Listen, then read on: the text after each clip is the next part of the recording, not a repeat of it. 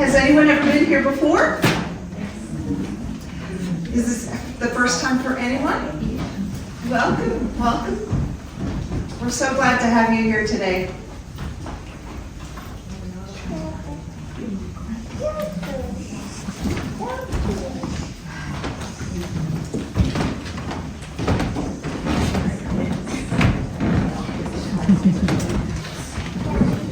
We have some chairs over here. If you'll raise your hand if you have an empty chair by you, that'll help some folks who might not want to sit on a bench. Thank you.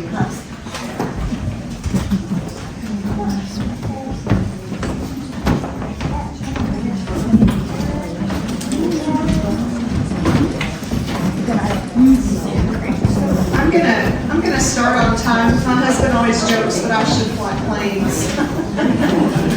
My name is Deborah Bradley. I am the director here at the Texas Quilt Museum, and we're just thrilled to have you joining us today for Zanna James' gallery talk. We've had this one on the books for a while, haven't we, Zanna? I am just excited to be able to share with you just a few little tidbits about the Texas Quilt Museum.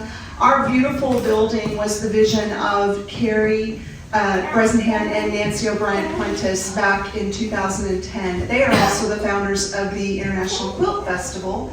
If you've ever gone to visit the Quilt Festival in Houston, it takes place for just a few days in Houston at the George R. Brown Convention Center, but they desired a location that was central in Texas that would be open year-round to showcase the wonderful, beautiful fine art of quilting. And we're very, very grateful that they chose LaGrange. In 2010, they got to work having this building restored. It was previously always some type of mercantile. The history of the building, it was constructed in 1892. Everything used in the construction of the building was taken from LaGrange or Fayette County. We have 3 galleries that possess beautiful collections for you to explore while you're here. And we opened our doors in 2010, and since then we have welcomed over 120,000 friends like you from all 50 states, all U.S. territories, and 68 countries in this world. And now you're here. So if you haven't had a chance to explore what you see in the galleries, in Gallery 1 we have a collection that comes to us from the National African American Quilt Guild. We're thrilled to have a collection of this magnitude with so many wonderful African American artists. It is the Art to Art Challenge, meaning that each one of those quilts was inspired by a piece of art or a photo or an image that just inspired them. And so we finally got those images, and those are all on their wall labels, so you can actually see what inspired their quilt. In this gallery, we have Denise Burkett from Australia. She is a fabric designer for Free Spirit, and a lot of the pieces that you see in here are the actual original hand-painted pieces that Free Spirit used to create the commercially sold fabric. One of the things that I love about her creativity is how she can just bring beauty to just the most simple things, like that little circular quilt back there that when I first saw it, I thought, what are those little spirally things? And it turns out that's sliced banana stalk. She drug it down off of her hill and turned it into something beautiful. And I just thought, you know, that's really awesome to have that type of creativity and just to be able to find beauty in just about anything. And then in Gallery 3, we have a collection of prize winners that come to us from the International Quilt Festival. If you did have a chance to go down to Houston last November, you probably recognize some of these beautiful pieces. They were much further away. That's one of the nice things about our museum, is that you do have a more intimate opportunity to see these wonderful quilts. These quilts in Gallery 3 will hang until the end of March. And then we'll have a whole new exhibit that will be here for just a small period of time. We're still working on that for a month. So I encourage you to come back, because there's a mystery exhibit that will be here during that time. Just a couple of things to mention. If you haven't had a chance to explore our library yet, it is the largest quilt research library in the Southwest. We have over 12,000 volumes available for quilt research or inspiration, and we have a dedicated research area now So if you are in need of trying to find out more information about a specific pattern or a quilt or just about anything that strikes your fancy, Carrie is our librarian. She can help you. She will pull all of your materials and have those ready for you to make the most of your moments with us. Also back there is our Cobalt Antique Textile exhibit. It houses chintz, chinoiserie, block prints, and toile de jouy. Some pieces date back to the 1700s. So if you haven't had a chance to take a look at those pieces yet, it's definitely worth exploring. A couple things coming up. Mark your calendar, guys. We've got some great stuff. We have a gallery talk coming up on February 28th with the National African American Quilt Guild. That's also the same weekend as the Best Little Quilt Show in Texas, which is taking place over at the KC Hall, hosted by the Colorado Valley Quilt Guild. And on Valentine's Day, if you don't have a date, now you do, come see us. We're having a cello concert. It begins at 5 and it starts with Bubbles and Bites in the Garden, and then we'll have our cello concert just in time to get you out the door for your dinner plans for Valentine's Day. We've got a theatrical performance coming up on April the 11th, Fight Like a Girl. It showcases some beautiful vignettes of American female heroes. And our Butterfly Jubilee, our 3rd annual Butterfly Jubilee, will be coming up on May 9th. And then hopping ahead to the International Quilt Festival, we will be open the entire week. So we are going to be open Monday, November 9th through Sunday, November 15th. So be sure to mark your calendars, come see the autumn exhibit. And we are having day trips again coming from Houston. So if you're going to be in Houston and you're looking for something to do, let us do all the work and bring you out here to host you for a wonderful day trip. A couple other things we've got. We have a call for entry that's going on right now for My America, what it means to me. The deadline for entries is on February the 2nd, and if you're interested in submitting your quilt for our call for entry, all the details are on our website. I've got too many things, I'm just gonna drop everything. Last thing. This right here talks about membership. If you're interested in becoming a member of the Texas Quilt Museum, aside from being first in the know on everything happening, you also get a goodie bag of stuff and 10% off in the store. And then if you haven't joined us for any of our yoga classes, meditation, or sound bath, we're open almost every day now with all kinds of wonderful activities for folks. So all you have to do is go to our events page on our website and it'll tell you what's happening on that day. Does anybody have any questions? Great. By the way, if you didn't know this, you're welcome to take as many photos as you like. We just ask that you not use flash photography or touch any of the exhibits. And then today we have Rebecca, who's helping us with as docent from the Colorado Valley Quilt Guild. They're the folks who help round out our staff here. We can't do what we do without them. They're our little angels. So if you're interested in seeing something up close, just ask any one of us. We'll put some gloves on and help you to see it a little closer.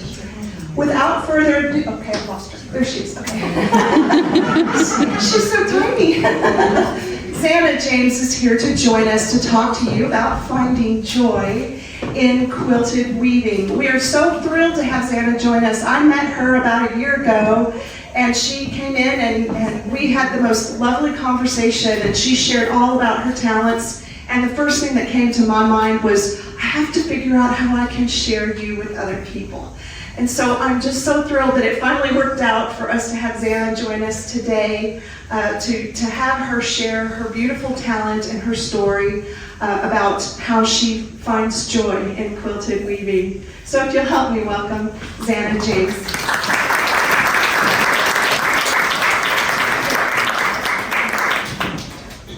Oh, I have to be turned on. Welcome all of you to this beautiful space. It's a wonderful place to be and a wonderful place to see things that give you inspiration.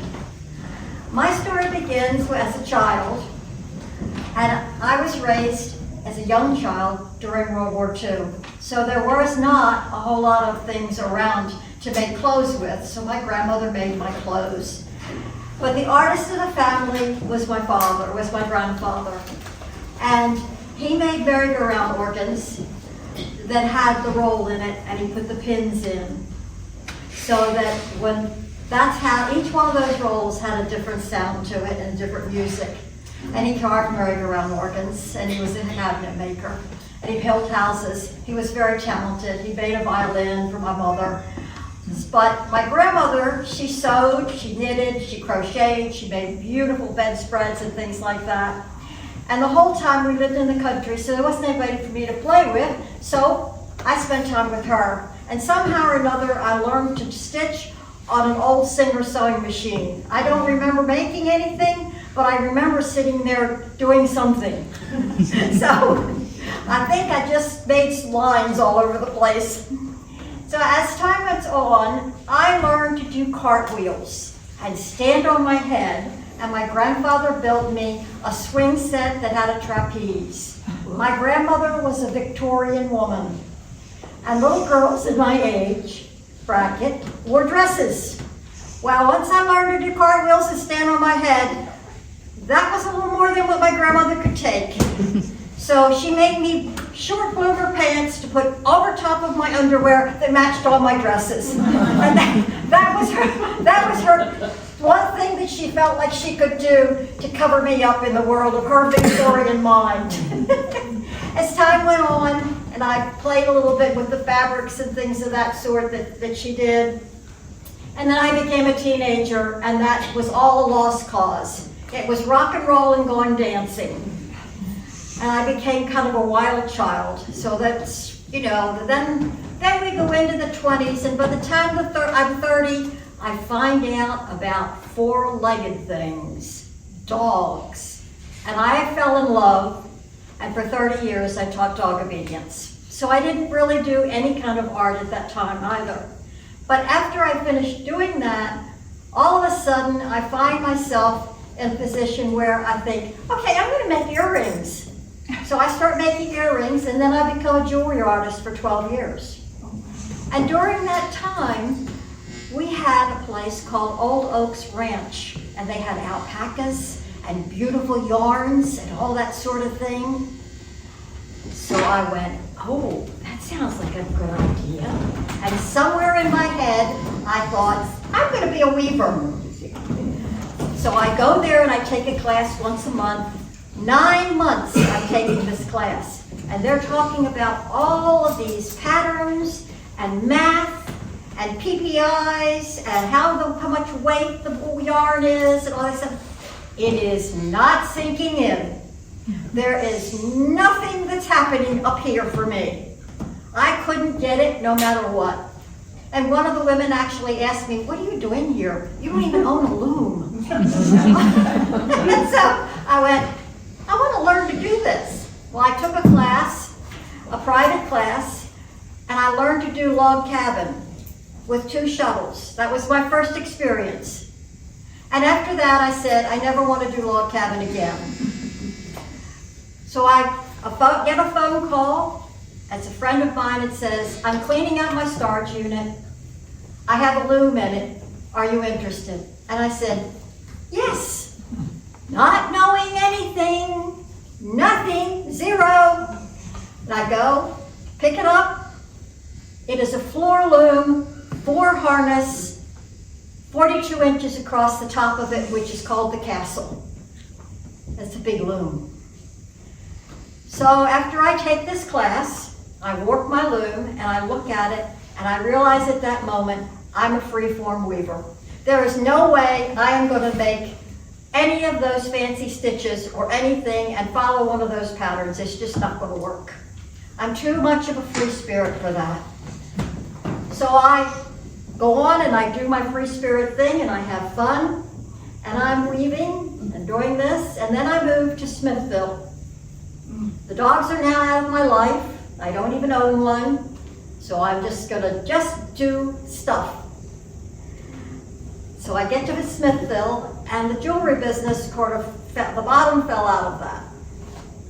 Here, when I lived in Wimberley, it was very popular. I did very well. But here, it didn't. So I'm weaving and doing that sort of thing. And in the middle of this, I go to a yarn store. At the time I go in and I get what I know, then the woman that owns the store, she and I have a conversation. And in that conversation, I said to her, I want to do something with big pieces of material and weaving. And she thought that sounded pretty interesting. And I kind of let that go. It was kind of like, okay, you know, and I went on and I was weaving and I started doing some other things. And then we got a gallery in Smithville. And I was determined to be in that gallery. No matter what, I was going to get in that gallery no matter what I had to do. So I call and I make an appointment. And I take my work in. And some of the weaving that I've done had metal in it and things of that sort, and other things. And I show her things that I've done, and she says nothing. And I went, okay. All right, so I just get very quiet and I wait. And then she turns around and looks at me and says, would you do 5 pieces for the gallery? And I went, yes. Not knowing what she wanted. So she shows me some pictures of what she wants. And it's tapestry on a frame loom. I've never used a frame loom before, and I've never done tapestry. But I said yes, and I smile sweetly and say, okay. And she said, I want them large. Well, I didn't usually work large, but all right, there I was again. So I leave there at the end of that talk with her, knowing I'm going to have 5 pieces and they're going to be large. And I got home, and thankfully I knew someone whose wife had been a weaver, and he was also a woodworker, among other things. And he made me the 5 looms. I had no idea what I was going to do with this. I got the first loom, and I said, well, the only rule to this right now is I have to warp it. So I warped the loom. And then I'm looking at it thinking, and all of a sudden, what I said in that yarn shop to the owner about the big pieces of fabric and the weaving came rushing back to me. And I knew that's what I wanted to do. I didn't know how. I wasn't sure about anything. All I just knew is I was going to wing this and I was going to get it done. So I started working on it, and I realized, why not quilt this? Why not take this fabric, put batting behind it, and quilt it? So I did that, and so now I have big pieces. So when it comes to all of this, there's no 2 pieces that are alike in any one of these. So each time I'm going to put fabric in, like is crossed here. I have to make a pattern for that. And I thought, how am I going to make that pattern? But I figured it out. I got a piece of paper, taped it here, and taped it over there behind this. Then I laid the loom on a table with a book underneath of it that was just the same height as the frame of the loom. And then I drew the pencil and moved the book, and drew the pencil and moved the book until I got the pattern. And then I cut the piece, and I'm not a quilter. There is no way in this world that I will ever be a quilter. I don't see straight lines. In fact, if I look at something, it may look straight, and it may go, that's kind of down that way. But if I turn my head like this, oh, then it's straight. So I have not a clue. During this time, my eyesight starts to change, but I'm not realizing it. So I go and I put some pieces. There's yarn through here of different kinds, and I picked out anything that I wanted to use. I wasn't concerned with anything. The same as it is in Sayori weaving. You never know what you're going to use for it. So I put all of that through here, and then this top part is dyed, hand dyed by Lee Shaw, who's sitting right there, years ago, and she was kind enough to let me have it. So that became the sky in that piece. And this was the last piece in the collection that I did. 2 of them are gone because they have homes. The Green Man for one, and a winter scene also. So I put this large piece of fabric in, and then the flower, and I put 350 French knots in the center of this, so that it was, you know. So then, once I finished them, I had to figure out, okay, what am I going to do as far as putting a back on this? So again, I went to the man that built the looms for me, and I said, I have to put a back on this. Well, his place for what he did was filled with cardboard. So he cut me a piece of cardboard to put in it. And then I covered the cardboard to put it on the back. But once I realized that places like this, you had to fiddle with it to get it to meet right, because there's no pattern for it. It's just doing it. And the only way to get it done is just to do it. There's no rules to it. So I made the bag, put the backs on it. This one was lots of fun because my house also was not set up for these. So I had to move furniture around. So I get the furniture, and the one place that I've set this here, the couch is here. So when it came to putting and doing the little rosebuds here, or whatever you want to call them, cherry blossoms, I took it and laid it down on the arm of the sofa and left it on the end of the table, and then I sat underneath of it so that I could get both to the top and bottom.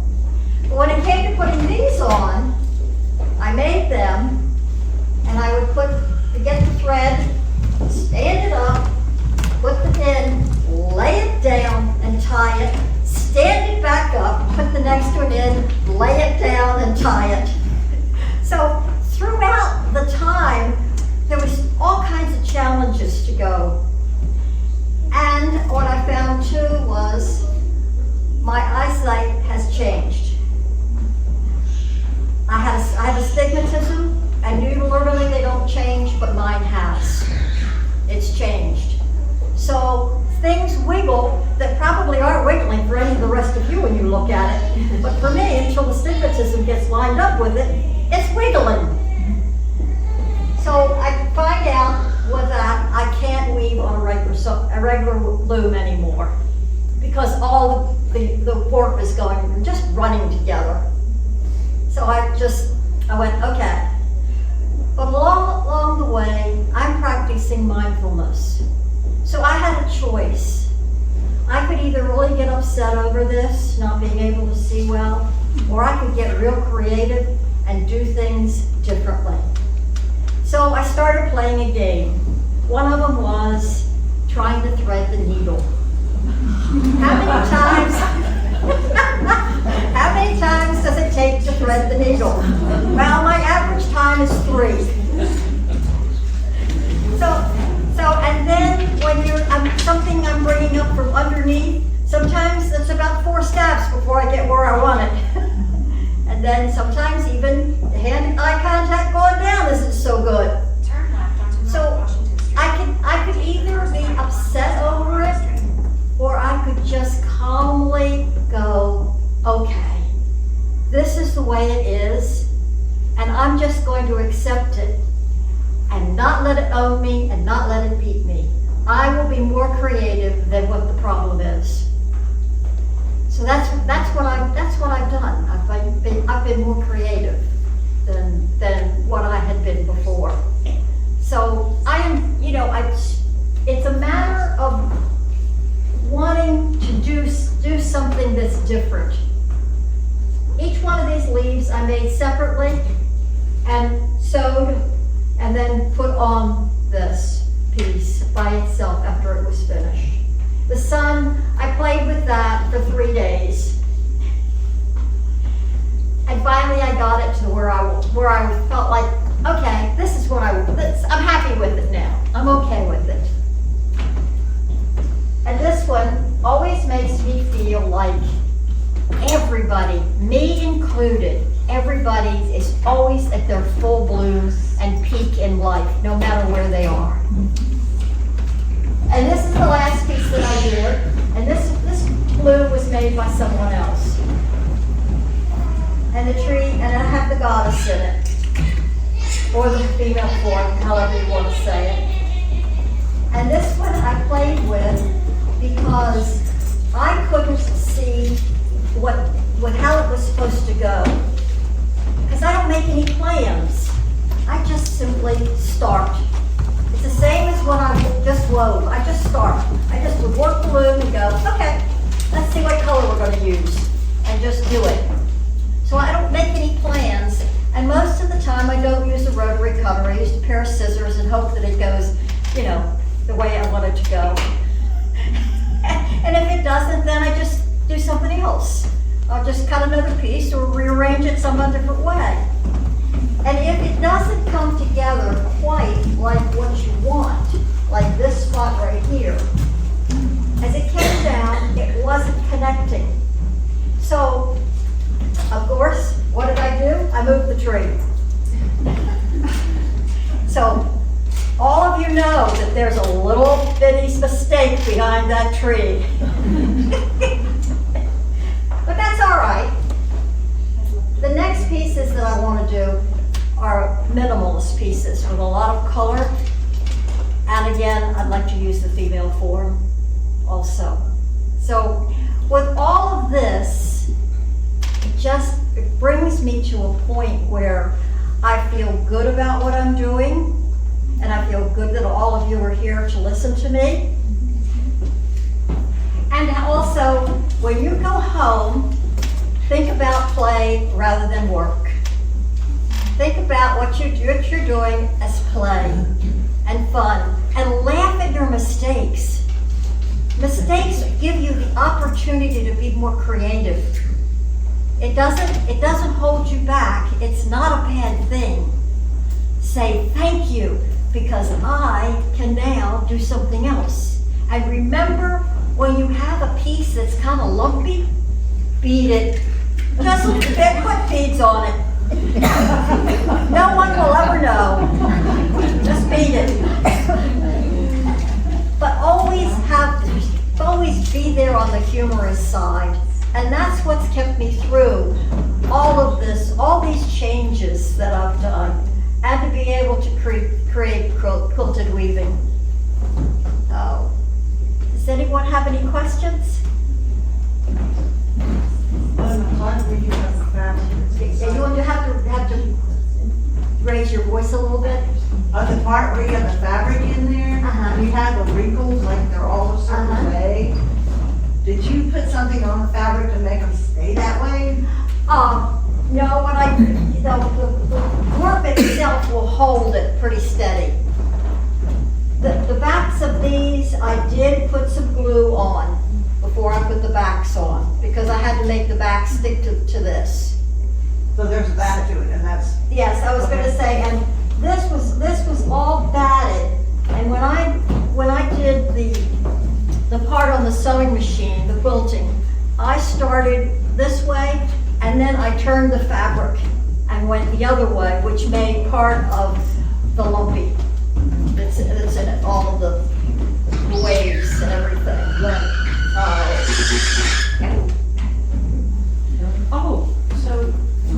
So just a question about your weaving right here.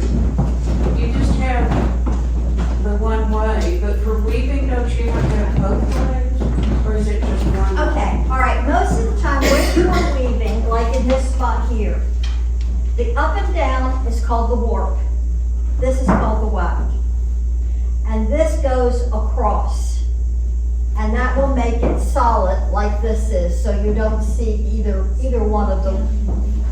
You don't see the warp in it. Okay, so the strings have to stay on for the thing to stay together? Yes, the strings have to stay on to see how it stay together. Yes, yes. Although, one of my things that I do want to do is I want to figure out how to make it and also be able to take it off of the loom so that it would hang more like a quilt. But we haven't got that fully ideas for that yet, but I think I could probably accomplish it one way or the other. Fake it until you get it. Somebody else had a I question? can speak loud enough. Okay. Okay. We're gonna have to go. Okay. How big were those pieces that you made for the gallery, and what happened to them? How big were the pieces for the gallery and what happened to them? These are the three that are left from the gallery. Oh, so they were that size? This size. I was She thinking wanted they were them sold bigger, years but or I talked her out of it because it wasn't reasonable. It wasn't. Where do you sell something like that somebody has the room for in their home? Most people do not have it. And I told her that and she wanted them square, and I went, no, no, rectangular. So, because she was just beginning to start to weave herself, so she didn't know all the ins and outs of it, which makes, Thank you. What size do you like to use? what size do I like to do? Yeah, what's your preference? This size is much more manageable and much more what someone would want in their home. So I would probably rather prefer to do something this size. Yes. Anyone else? I know that you paint fabric. Is any of your pieces? Let's see, is there any of this painting? I know yours is. The only thing that's in these pieces are painted by me and the son. Okay. Yeah, I have painted fabric over here. And I just have fun painting it. I don't try and do anything in particular. I just paint the fabric. I just go out to the garage and just slap paint around all over the place and get it on me and floor, and I just have a good time with it. I just pretend that I'm like 3. It really works really well. Anyone else? Okay, I leave you with this thought. Get creative, be creative, and stay creative.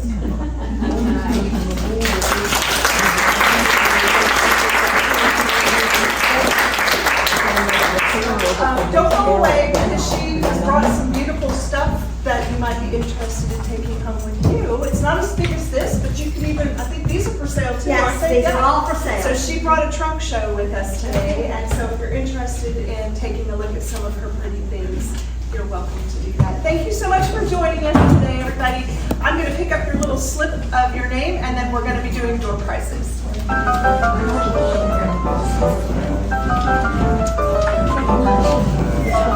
Thank you.